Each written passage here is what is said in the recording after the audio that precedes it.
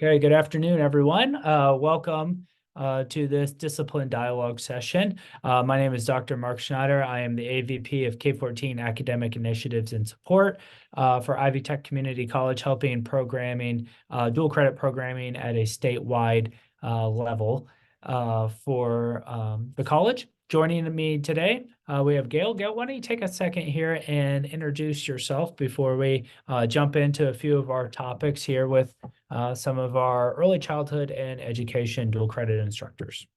Sure. Good afternoon, everyone. My name is Gail Cosby. I am the program chair for elementary and secondary education at the Ivy Tech downtown campus. I see some familiar names. I visited a classroom of a couple of you, and so that's good. Thanks for being here. And those of you I have not met, I may meet very soon, as I will come out and visit your classrooms in the upcoming year. I'm pretty new to my role, and so I am learning as I go. But I'm here to answer any questions that I'm able to answer. And if I can't answer them, I'll definitely get you to someone who can. So thanks for being here again, and it's a pleasure to meet you. I appreciate you and all of that, Gail. I am putting my name and email address in the chat. If you could do the same too, so that way if anyone does have any follow-up questions, they can ask us that way as well. But if you do have any questions during this time, just feel free to come off mute or raise your hand either actually on camera or hitting the button at the bottom, and we'll make sure that you do get called upon.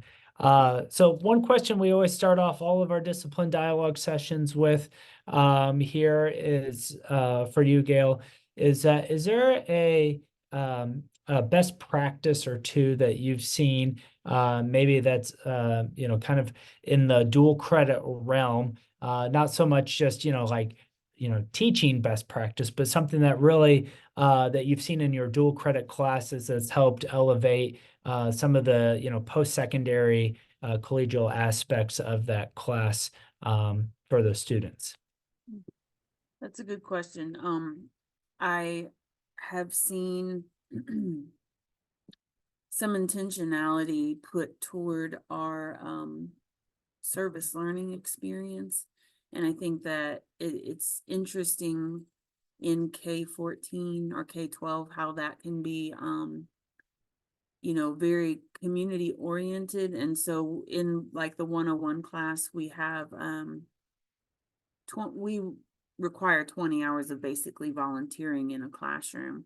And I've seen it be very, in the students that I've spoken to, and I've again had a very limited set of experiences with working in dual credit thus far, but what I have noticed is that the students are super excited to visit sometimes their own elementary schools and reach back and make contact with those teachers that they have, and it's all familiar to them, and they're not that far removed from it. And I think that really excites them and ignites their desire to learn and explore that career even further. It's just a really meaningful part of the experience.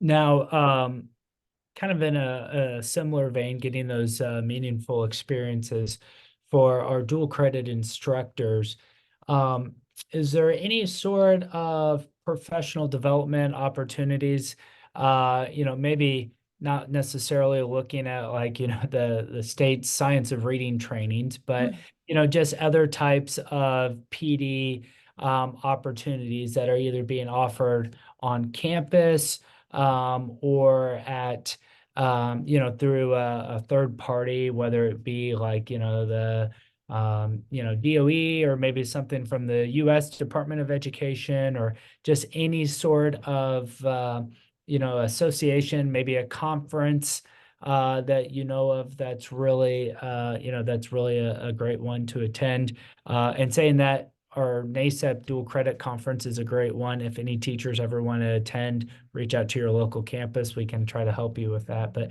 Gail, are you familiar with any good PD opportunities? Maybe some low-hanging fruit so someone can get 20 PGP points over the summer.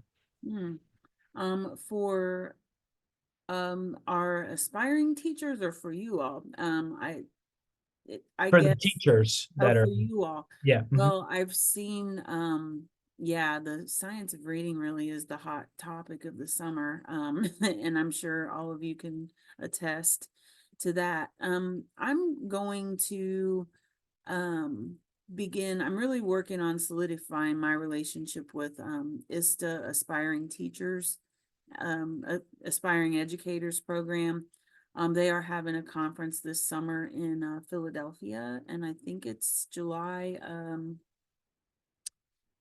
If I could look at my calendar, it's the weekend before July 4th. I know that. I don't know the exact dates, but they are, a really good point of alignment for all of us, I think. And as your students matriculate potentially into my program at Ivy Tech, it's something that we would continue to offer membership in, because they offer a lot of scholarships. They have all kinds of different affinity groups, where your students who want to become teachers can like fall into like more specialized information about what they want to teach, as well as diversity and equity programming, and things of that nature. And so I'm going to that conference, and I'm looking at my calendar here. It's going to be yeah, that very end of June heading into July, and again it's in Philadelphia. But looking forward to learning more about what they offer. And really, this is a program we had on the Indianapolis campus before that. With COVID, as you all know, it really put a damper on a lot of extracurricular activities for students all over. But we're going to revive that program. And so that's a good one, in my opinion. Right. That's always good to hear. And then for another thing, we always like to ask our program chairs, and I think I know what the topic is going to be here. But for your discipline, is there a new hot topic out on the field, something that is on the hearts and minds of our instructors in this discipline? I can think of two based Mm. off of a recent State Board of Education meeting I went to, Mm. but didn't want to.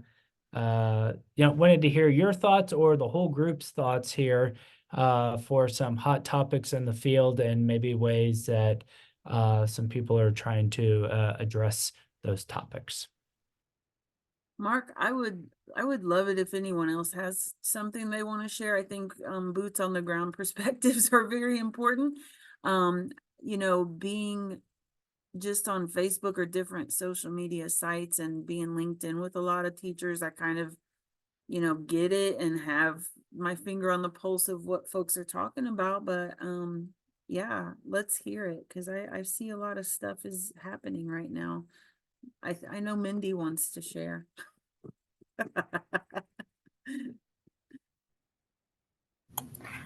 Um, I actually was just in a meeting yesterday with our local YMCA, and they were also we were discussing the early childhood program there. And I teach the dual credit in the education pathway, not the early childhood. But they were talking a lot about the discipline and how they need to empower their teachers to be more interactive and more versed in ways to change behaviors and redirect. So they are working with the local mental health um, people in our community to train their early childhood providers in that topic. Which in my beginning child development class that I teach at the high school level, I could tell you we do a play school for 8 sessions, and discipline is definitely, or behavior is definitely going to be a hot topic in our future. Mhm. So, I mean, that's something that how to teach students how to, I mean, from early childhood all the way through till high school, how to maintain classroom management is always going to be a hot topic. I mean, this is my 32nd year of teaching, and I feel like I have pretty good control of my students, but how do you teach that to high school students when they're going to an elementary classroom or a middle school classroom? Mhm. Obviously, the literacy and the new diploma are going to be hot topics as well. Right. I am the president of our association, so I get all those emails. So Mhm. Yeah, those are all good, really good points. And in response to the classroom management piece, that's something that in my experience teaching in higher education, students always come to me and they're like, why don't we have a class on this? There's not one. That it's not a formalized part of the curriculum. And so it's something that I try to weave in as often as I can to the intro class or to other like the developmental psych class and things like that, but it's not a standalone class, and I think that is something that we need to supplement wherever we can until that becomes a part of the curriculum. So very good points. I was curious if anyone, like I said, made reference to, I was at the recent State Board of Education meeting and lots of public comments around the science of reading and high school redesign. Just curious about what discussions are going on in your school, in your field, anything specific. I know a lot of it's just kind of wait and see because the new graduation requirements aren't voted upon until December for August of 2025. But yet, lots of potential change as well. So just curious for the group's thoughts on those topics, if any. Can I share? St. Joseph County actually has a training this evening for Science of Reading goes to pre-K. It's their Ready to Grow St. Joe organization that is hosting it. And it's being hosted by some master teacher and a director from the Early Childhood Development Center at Notre Dame. I'm going to it with a couple of my high school students, and I anticipate it's going to be pretty good. We'll see. We'll see what kind of understanding they have of it since there hasn't been much training yet, but it's a start. Yeah, Peggy, I would say that St. Joseph, that's correct. That's the university that has really taken the lead. So I think you're gonna no, am I No, wrong? no, no. So it's at Notre Dame. It's in St. Joe Oh. County. Yeah. Oh, I got you. Okay. Yeah. Sorry for the Yeah. confusion. No, that's okay. Notre Dame doesn't have an education department, but they have a phenomenal early childhood development center. Gotcha. So yeah. Okay. It's good to know.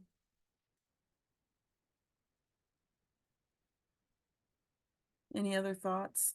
Anything else? I only shared one. Anyone else going into any awesome PDs this summer that they want to share?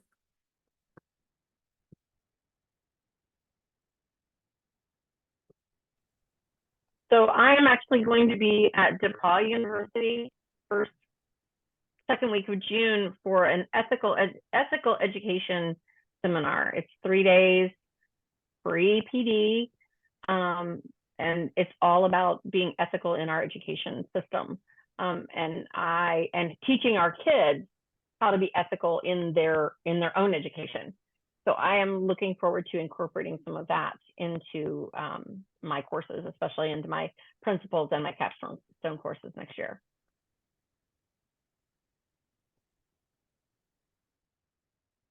Thank you for sharing. So another topic we like to kind of touch upon in these sessions here is OER, or Open Educational Resource options for our dual credit instructors. And this is for not only Gail, but for the whole group, because sometimes people just have these great things that they know of that they unintentionally keep to themselves, but could share to the broader group for everyone's benefit. We've been getting a lot of these questions this school year just because of the change in state law that caps the amount of money that can be spent on textbooks in a school district on a per student basis.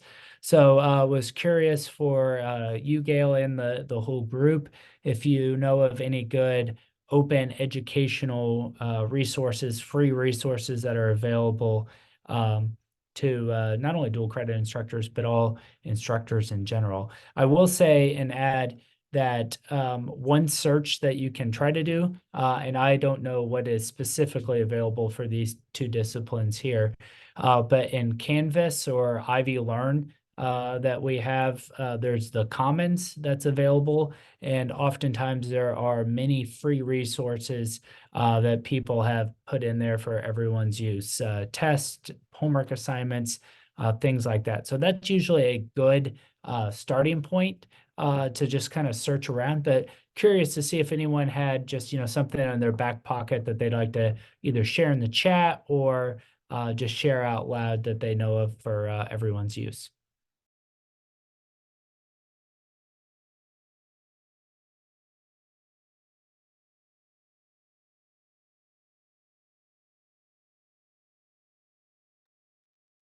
Mark, outside of what you mentioned, I don't, but I'm happy to compile and gather and keep a resource file going. But I'm not a big OER user. I tend to listen. My ears perk up when others have things that they mention as being valuable, but I'm not a big OER user, so I don't have much to offer in that sense.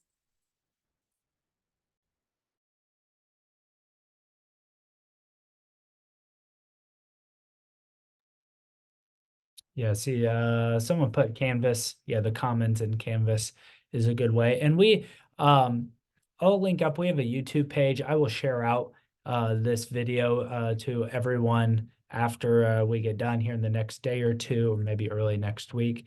And then we also have a video that shows somewhere we have a video that shows how people can access the Commons in Canvas to search for those things. So we'll make sure to send that out too, so everyone can try to find those resources. If you have Canvas as your LMS in your high school, it is very easy to transfer from from Ivy Learn to your own. If you don't have that, if you have some other different platform, you can still download it. It's a little bit more clunky and takes a little bit more time, but that is available. And if every dual credit course does have a course shell available in Ivy Learn, it's usually blank with nothing in it, but if you want to put stuff in there, you can. Sometimes we do get the question, why don't we have kind of, a pre-populated course shell available for our dual credit classes?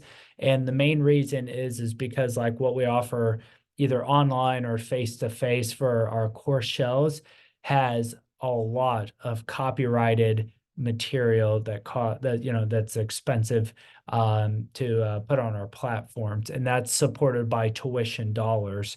And with dual credit classes being free, there's not that tuition dollar base to add into it. And so before the textbook cap kind of came into effect, people would just use the books that they had at their school in place of that. And so we're kind of transitioning through some of that period right now with different things going on. But that's the why as to why we can't, put stuff in our course shell ready to go for everyone. I also want to put in the chat for everyone a folder that we've been working on. It's not complete yet, but we aim to have it done by the start of next school year. And these are course by course, dual credit course by course syllabi templates for everyone to use. So in the past, and if you scroll all the way to the bottom of that folder, you'll see a course template, dual credit course template, syllabi template for every course that we offer, just a generic, simple template, and listing our courses alphabetically. I think it's Accounting 101 first to Welding 278. And this template was used for all 400 dual credit courses in between those. And so we've had in the past some issues and kind of friction where there'd be some differences on a program by program basis. Sometimes there are different grading scales. Sometimes an accreditation body might require an extra statement in the syllabus, something like that. So we've had Gail and our other members of our academic advisory committee start the work on creating a course by course syllabus template. Now you'll still have to go through add your name, your email address, your school address, your school, all that stuff.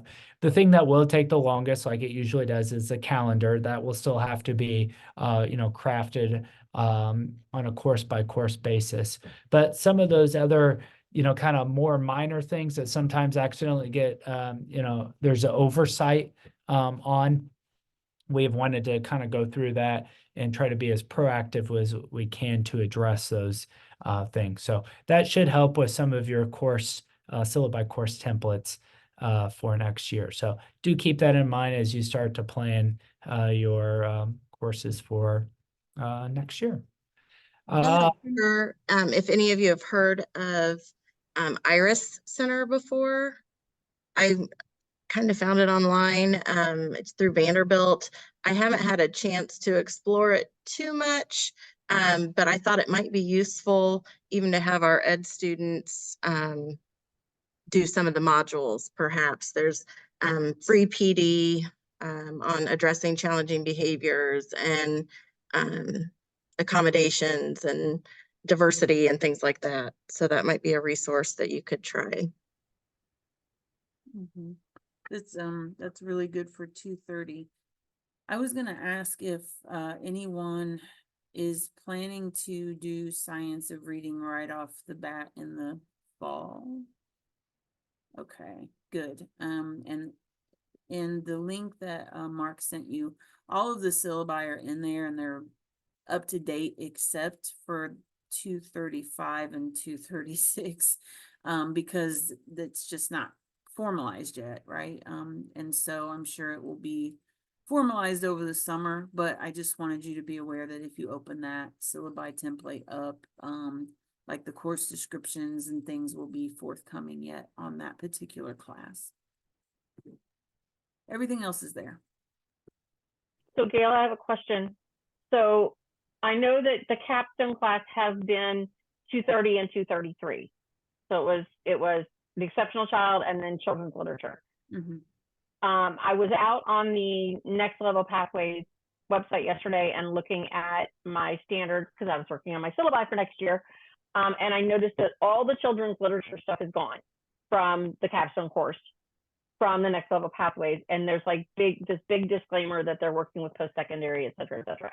Mm-hmm. Can I assume, or I am assuming at this point, that 233 is going to be going away and 235 will be replacing it? Yes. In the crosswalk for dual credit? Yes. So and that'll be starting this year? There will be a little overlap, and Mark and Andrew might need to speak to this too, but as I understand it, at least from my vantage point in terms of offering this course on the Indianapolis campus, we have to honor students who came in under prior catalogs. So there is a period of a co-rec or co-listing where we can honor 233, but understanding that 235 is now legislated to take its place. So there's a kind of a grace period, Mindy, but not forever. It's kind of a temporary thing where we can honor both until those students matriculate out with 233 and they're all gone, and we're only operating on the new catalogs that have been legislated under science of reading. Yeah, and just I'm sorry. Is there, because I know nothing about science of reading. I'm a business teacher. I have a bachelor's in business. Know nothing about science of reading. So is there going to be some sort of, is there a way for us to get some training on science of reading in order to be able to teach that course so that we don't, look like we're totally stupid? So I can kind of tie all this together here. So the 233 is, it's not going to be a course taught on campus next year. And so 235 is going to be in its place. And my understanding is that the degree requirements, like if a student takes 235 and places 233, everything will still go through with the certificate awarding and all of that. So there's not going to be, a hiccup or a transition between the groups. And then at least for some of the training for like the 235 class, before a new course is taught for dual credit through dualenroll.com whenever there's a new course that's offered and an instructor's teaching that for the first time. What's called an onboarding session is launched or to be scheduled. And so then the program chair that you work with for the onboarding session would reach out, schedule a meeting, and the meetings are roughly supposed to last an hour, but there's some variation depending on the course and history and how long the person's been teaching and things like that. But anyways, roughly like a 1 hour training, get up to speed. This is what is needed for that class. So I think that answers everyone's questions there about the course sequencing. 235 on the crosswalk, which I did put in the chat, our dual credit crosswalk. It does say to be determined right there. And as Gail mentioned, there's some legislative mandates for courses being taught in these course sequences and stuff. But that is also because of these changes, it's affecting our 2+2 degree known as a TSAP. And so there's still some work being done between the post-secondary partners to make sure everyone is on the same page with everything legislatively. And so before we can move forward and officially say 235 is going to be the capstone course, all the paperwork has to be signed and all the agreements have to be done and everything like that. So we can't get ahead of what we anticipate is going to happen just because, we just have to wait for the process to work itself out. But you see, it says to be determined, and I'm sure there will be a crosswalk update from and a review document update from NLPS in the Office of CTE sometime here in either late May, June, something like that before the start of the school year. So, Mark, my question is for next year then, will that change from EDUC 233? I mean, does that need to happen? We just ordered textbooks for for next year. So I need to, do we need to make that adjustment before spring of 2025 to change out? Yeah, so for early childhood, it's no longer, it's 234 is going to be the new course with that. I would reach out to your appropriate program chair and ask what they would need in that situation. Admittedly, I'm not a curriculum expert, so I don't know if the books that you ordered would be, if it's just an easy swap and you're like, that it'd be able to go in place right there. That's something really for the program chair to address. Right, and I'm teaching 233 as part of the education pathway, not the early childhood. Okay, yeah. 233 is off, and 235 will be the new course. I don't know, Gail, would you know if just generally speaking, if an old textbook for 233 would work in place of 235? Or I know Andrew's on here too. He's an old program chair. Not to call out Andrew, but to see if he would know, that particular answer. I admittedly don't know. So I'm literally opening up the book that it's in the FedEx box. So I'll share with you what I know, Brenda, and to be frank with everyone in the room, I haven't been trained yet either. Our Ivy Tech training is in July. So I give you what I got. This is it's called the Teaching Reading Source Book. This is what we're adopting at Ivy Tech. It is 800 pages. It is not super exciting looking material. I do want to share this other book I got with you. You can't see it very well. I got this off Amazon. Is it showing up? It is not. Okay. It's called 7 Mighty Moves. It's a scholastic. 7 Mighty what? Moves, M-O-V-E-S. Okay. The author is Lindsay. I can put this in the chat. Lindsay Kemeny, Kemeny. This is one of the supplemental texts that's going to be on the textbook list. And for me, it's just really more approachable and practical. And I think I would encourage you to take a look at it. User friendly, and it's divided up into 7 moves that you know, help with the science of reading. So phonemic awareness, phonics, decoding, etc. Right. So I would recommend taking a look at that as a way more user-friendly text. But To get a head you- start. I'll keep you Okay. I'll keep you in the loop as things develop. Sounds good. And my program chair is Amanda Purcell. She'll be wonderful. I'm not Yeah. concerned. I'm Absolutely. just more concerned that we just turned in an adoption list to our central office. Yeah. So, I think that the approaches are complementary, right? So what we know about education is there's a pendulum that tends to swing back and forth between pedagogical approaches to different topics. And I think what we're witnessing is a pendulum shift, right? A swing.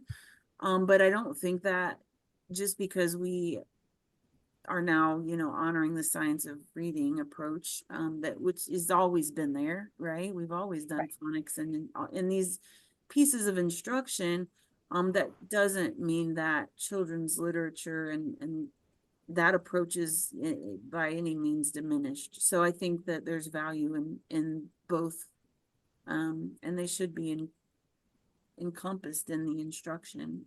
So don't throw away the baby with the bathwater, I guess, right? right. It's just that the current textbook that we have really talks about different genres rather than how to read. And I mean, it sounds like EDUC 235 is more about how to approach reading as a subject area versus the different types of genres. Mm-hmm. Okay, Yeah. we'll work through it. Yes, we will. I'm not personally offering it until the spring because I feel like I needed to get grounded in it. And so, yeah. And that's when we will be offering it here. It's a spring course for our capstone. But just to be ready, I'll make the office aware. Okay. And I mean, my 2 cents for what it's worth is a couple of things to remember is that we're never bound to a textbook. We're bound to course objectives. Mm-hmm. So if you find that you get a textbook, ideally you would like it to coincide with course objectives, right? But I do think, and again, I'm not being a chair, not on the committee any longer, the curriculum committee that is, you know, assuming that not all of the course objectives shifted from 233 from 235, or sorry, I got that backwards, from you know, that your old textbook would theoretically meet some of the course objectives, and you would have to supplement anyway. And so with science of reading being kind of the new hot topic, then presumably there would be some free resources out there in different ways. I know the whole concept of science of reading is based out of some research out of Florida State. Anyway, and they had a free manual I used when I was a kindergarten teacher 20 years ago. Now it's just like Gail said, you know, the pendulum swung, it swung back. You know, when I was teaching reading to urban students in, you know, central Indiana, I was doing science of reading. We just didn't call it science of reading. And so, you know, the Elkonian boxes and diphthongs and all these fun little aspects of reading, right, that we don't necessarily talk about too much today, but apparently we are now. So so I would say that your textbook is, again, probably fine, and would certainly echo Gail's comment of don't throw the baby out with the bathwater there. Now, if there is a chance that you know, we can look at those course objectives before your order is finalized and you want to double check and make sure everything's good, and you change your order, by all means. I'm not saying don't do that. But if it's too late, too little, too late type of thing, I'm sure that textbook, if it's got any worth to it, addresses some concepts of science of reading in it. Okay, thank you. Yeah. So all of that being said, that we have covered all of the topics that we wanted to mention on our agenda. We always finish up with a Q&A. Is there anything that anyone would like to ask, just you know, in a general forum right here for the group?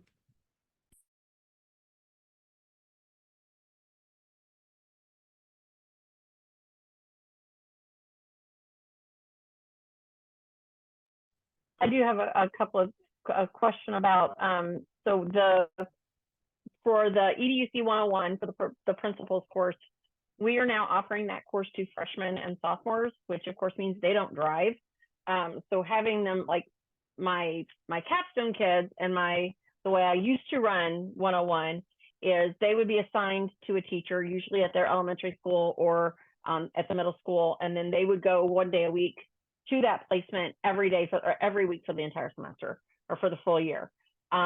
Now, because I have freshmen and sophomores in that class, I cannot just let them go to do something like that. So this year we scheduled observations, so they were not able to be hands-on in the classroom because we literally visited every elementary school, kindergarten academy, the middle school, and sixth grade academy on our side of the district. Is anybody else running into, when offering the principal's course or the 101 class, getting pushback from their administration about taking these kids out as frequently as I need to take them out in order to get their 20 hours in?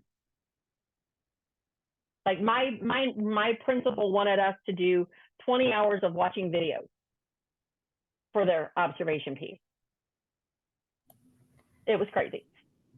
Mindy, we have maintained that our students don't start the pathway until they're a junior, and then I have them 3 hours a day.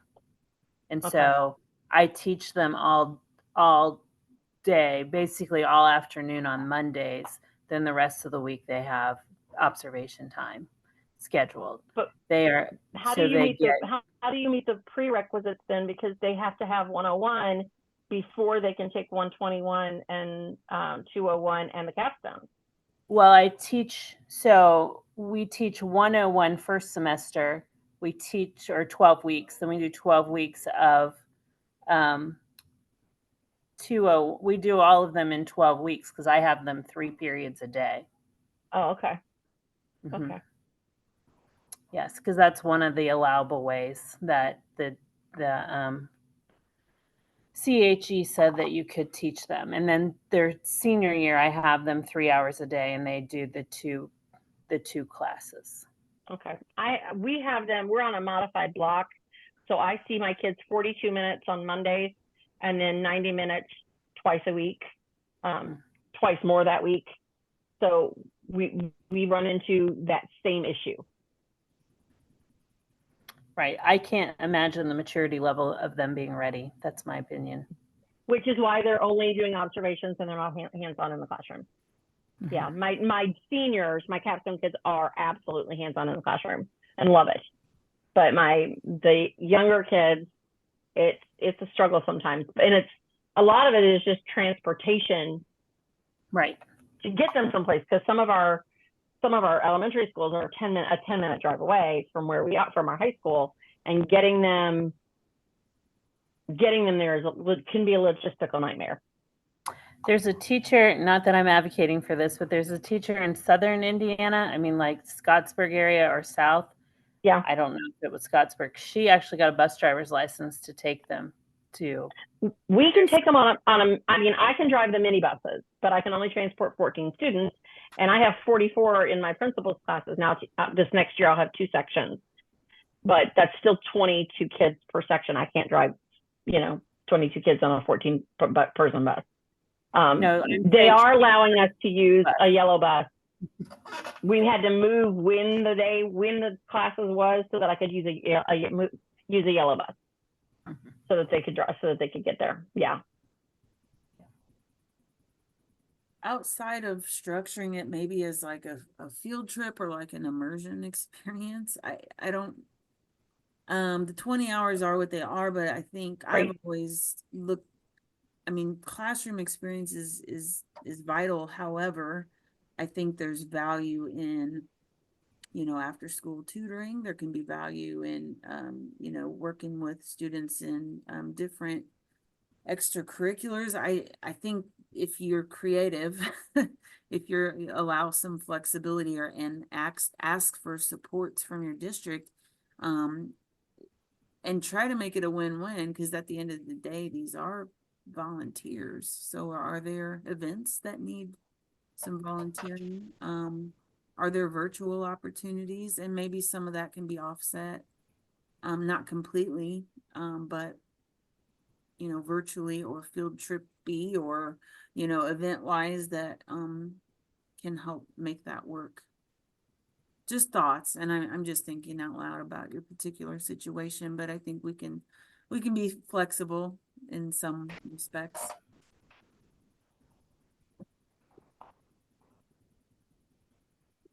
Anyone else want to share or ask any questions? Well, while people think about any final questions, I always like to end the sessions with a big thank you to all of our dual credit instructors. Offering courses, high school classes for dual credit is an extra added responsibility that includes of a lot of things with it, you know, whether it is, you know, filling out a syllabus, completing the professional development modules, doing site visits, et cetera, et cetera. There's a lot of extra stuff that goes into being a dual credit instructor. And it's almost always done out of the goodness of the teacher's heart because they know the extra educational benefits that will come to the students from all that hard work. So we say thank you very, very much for all that you do for your students. And it really says a lot about you as a person and as a teacher and the character of you in both roles.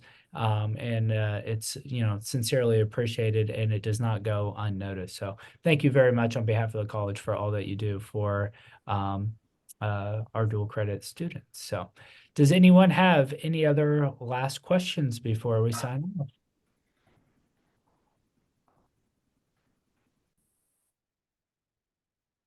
Okay, well, thank you all. Thank you, Gail, for coming and helping host this today. If you have any questions, we put our email in the chat earlier. Feel free to reach out to us. Of course, your local program chairs, you're always best go-to source for anything that you might have.